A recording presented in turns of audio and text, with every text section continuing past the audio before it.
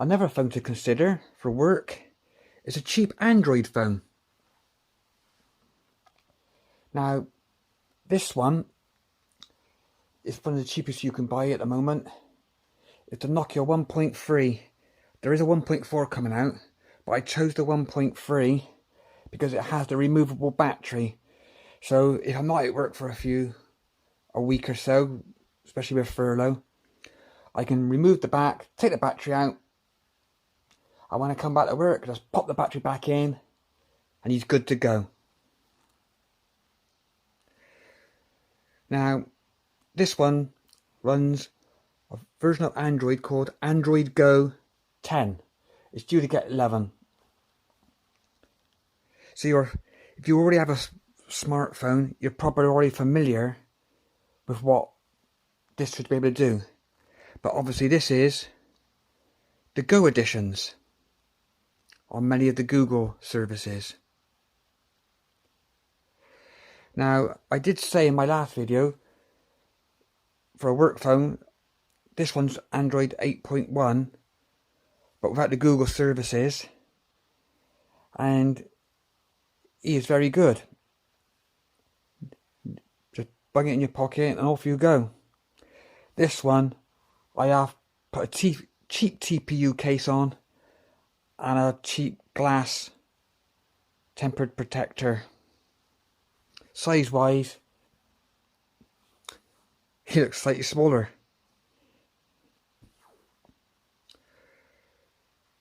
So you'd think this would be the outright winner. Another thing worth mentioning, on the Android Go app and Gallery app, you cannot cast.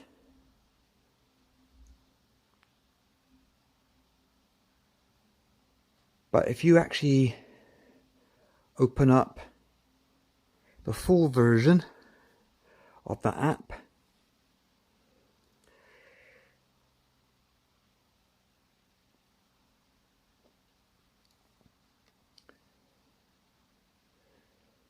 it does work. Things like podcast apps and other third-party streaming things like Netflix do work straight away.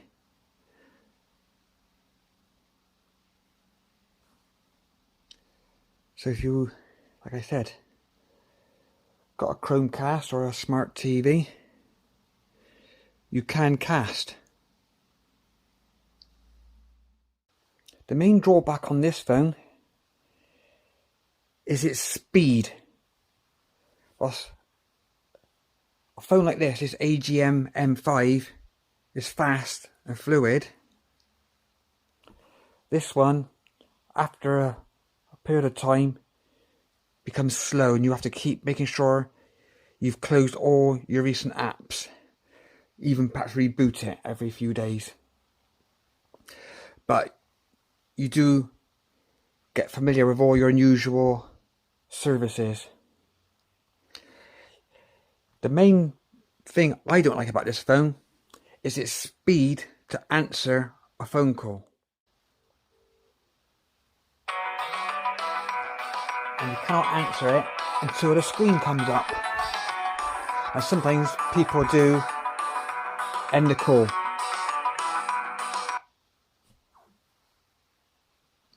And you'll see this is one of the most common complaints about this handset, and why it's often returned. It's a shame because everything else about the phone is okay. It's what it is.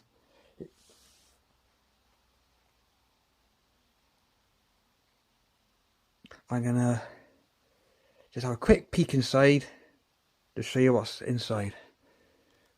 So let's turn them off, power off.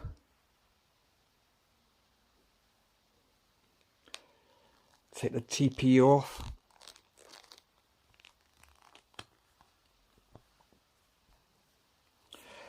Another thing people complain about the most is removing this back cover, and it is difficult. Catch hold of it tight at one end and try and just hook your nail into there. and it does it.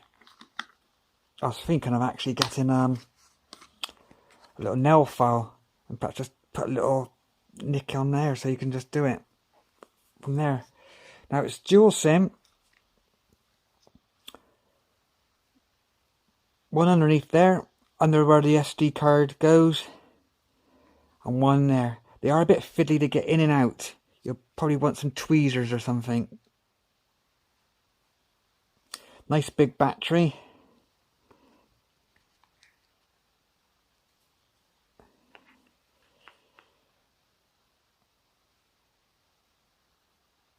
But it's 3000 milliamp hours, so it's quite a big battery for its capacity. Don't get too hot.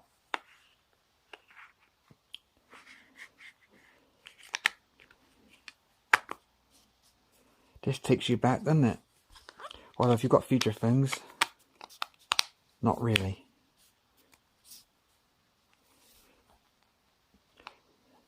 Couple of quid, why not?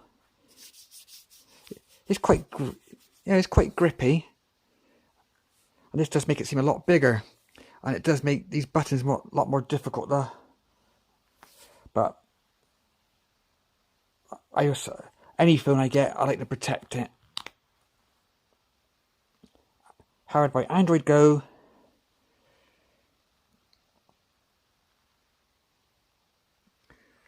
So you have 1 GB of RAM and 16 of internal memory.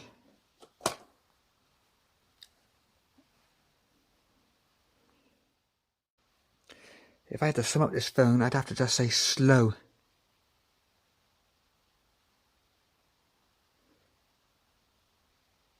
But other than that, it's quite an enjoyable phone. Once you get things up and running, they work well. This is the Android Go version of YouTube.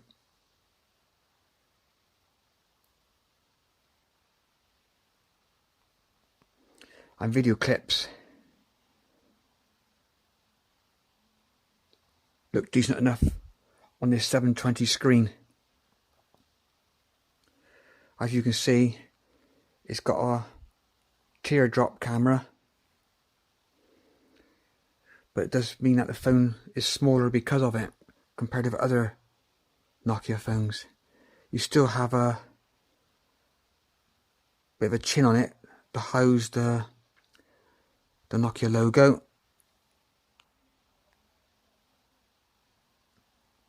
But it's still a reasonably sized phone. And it was smaller than some feature phones.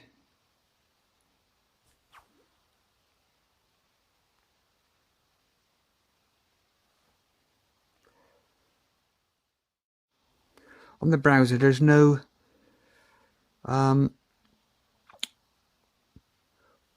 where you can pin things to the home screen.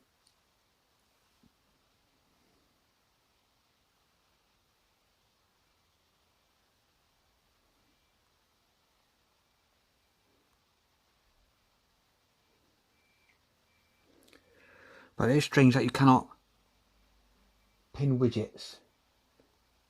If you want to pin widgets on this one, I'd recommend you download Nova Launcher. Now, even though I do have the full version of YouTube installed, it doesn't show it.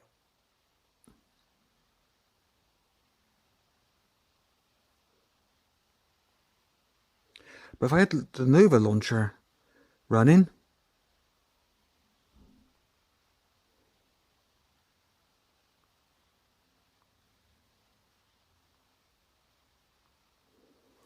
it would show the non-Go apps. So you can install the full version of Photos and the full version of YouTube, for example, and it'll work. And also, on the home screen, you can add widgets. So the phone's capable of it, but the inbuilt launcher doesn't.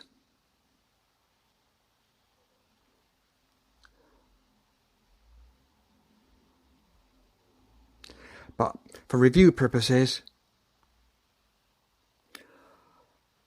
I'm leaving it as stock so you see what you're going to get out of the box. But like I said, no widgets. The camera is basically Gcam Go, which does bring out the best of this camera. You have an HDR setting on and off,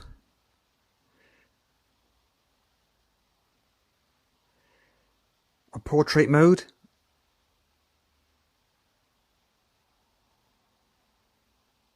translate, which is a bit like Google Lens but does it live. But this phone soon gets in a muddle with itself. Here's some basic settings. Night mode on or off. HDR, obviously we just seen that. Flash. Auto. On full time. Off. Face enhance on and off. Timers. Grid. And obviously you select your phone storage. I've got it set for internal because it makes the phone much quicker. So when you start using SD cards, it does slow down. I just use the SD card for putting MP3s on. And after I've had the photographs for a little while, I just transfer them to clear up space internally. Here are some examples of what the camera is capable of.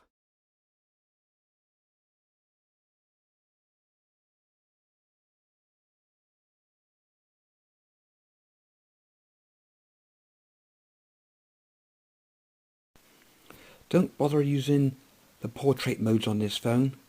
As you can see, they are a waste of time.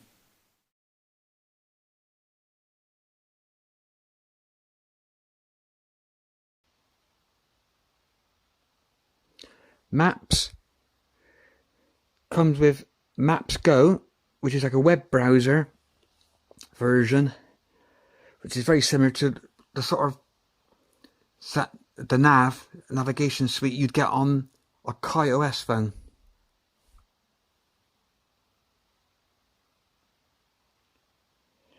It's good for just working out a walk, but if you want to use it as a sat nav, you need to install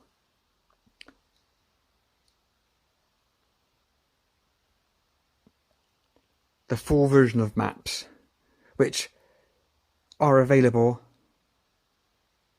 from the store, and luckily that one does show on the launcher.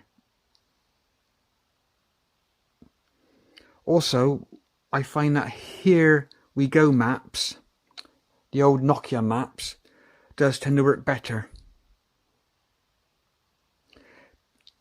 Not as good, but it does work. As you can see, everything on this phone takes time.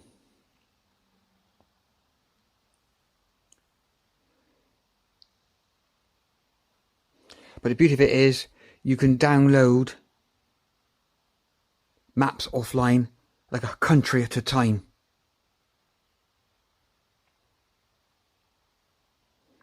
Google Maps allows you to do areas.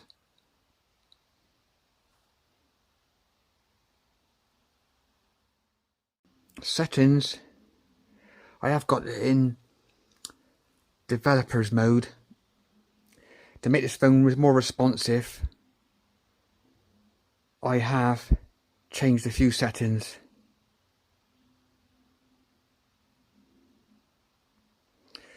So basically I limit to how many apps can run in the background at once. Also I changed the colour to that as well. The theme from blue to that colour. But bear in mind, you can get the phone a little bit better than what it would be out the box.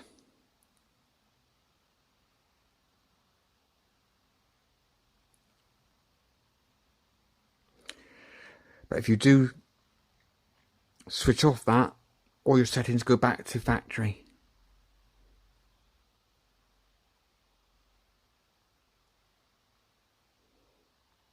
This one's reasonably up to date. Is on February.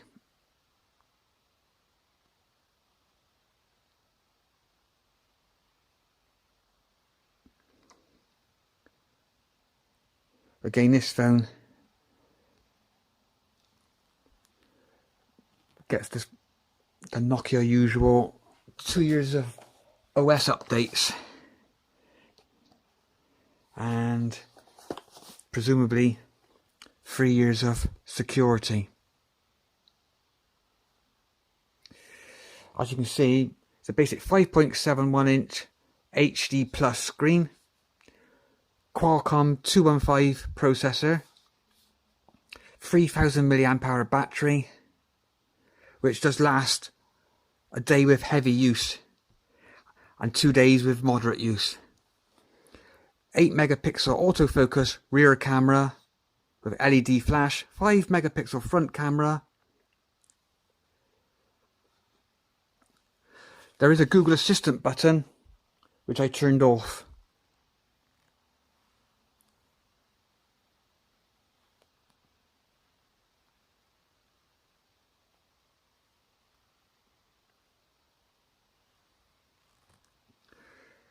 But you do have to get used to the slowness of this phone, which is a great shame. But if you're using it as your main phone for a couple of days, you get used to the slowness of it. It's only if you have two phones on the go at the same time, you realise how slow it is.